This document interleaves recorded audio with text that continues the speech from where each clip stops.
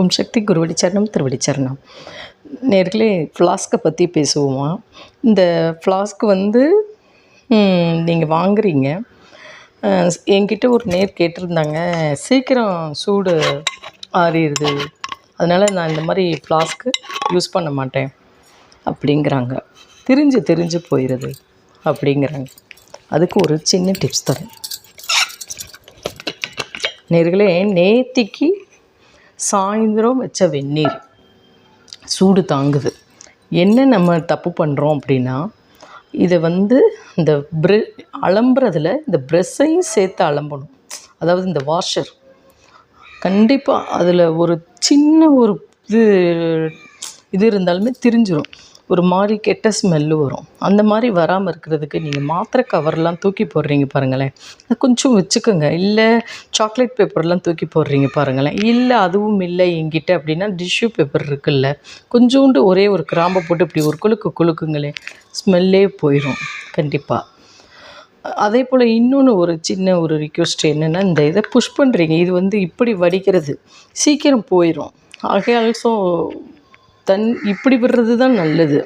அதே போல் ஒரு செக் பண்ணுறது என்ன அப்படின்னு கேட்டிங்கன்னா, அந்த ஃப்ளாஸ்க்கு காதில் வச்சா ஹொய்யின்னு கேட்கும், அது வெடிக்கிற தன்மை உண்டு. ஆகையால் பார்த்து அலம்பணும். அதுக்கு தான் இந்த மாதிரி ப்ரெஷ்ஷு சொன்னேன். அந்த மாதிரி கடையில் வைக்கிற ப்ரெஷ் வந்து முனை இடித்து கூட சான்ஸ் இருக்குது. குழந்தைகளுக்கு நீங்கள் கொடுத்து விடுவீங்க, நான் கீழே போடலையே அப்படிம்பாங்க.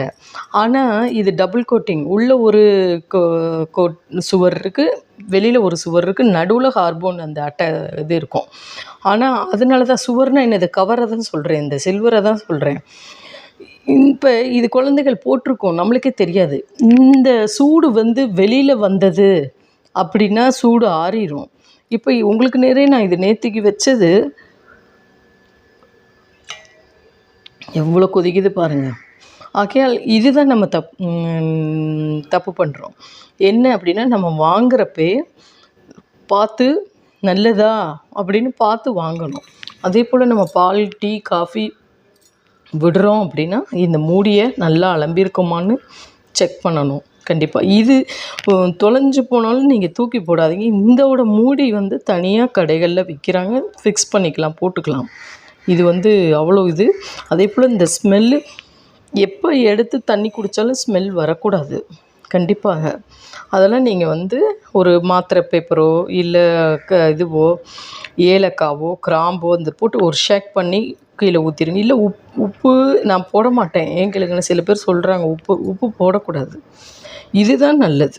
எது ஏலக்காவாவது இதாவது போட்டுட்டு நல்லா அலம்பிட்டு கீழே விட்டுறலாம். நீங்கள் செஞ்சு பாருங்கள் நேர்களே கண்டிப்பாக. அப்புறம் நீங்கள் பால், காஃபி, டீ எல்லாம் எப்போ வாங்கினாலும் சரி, அலம்புறப்ப பார்த்து அலம்புங்க. அந்த மூடியையும் சேர்த்து அலம்புங்க நேர்களே கண்டிப்பாக. அவ்வளோ யூஸ்ஃபுல். அந்த ஃப்ளாஸ்க்கை விட இது தான் ரொம்ப யூஸ்ஃபுல் கண்டிப்பாக. அது வெடிக்கிற தன்மை இருக்குது. அதனால் முனையில் எதுவுமே செக் பண்ணி, காதில் செக் பண்ணி வாங்குங்க நேர்களே கண்டிப்பாக.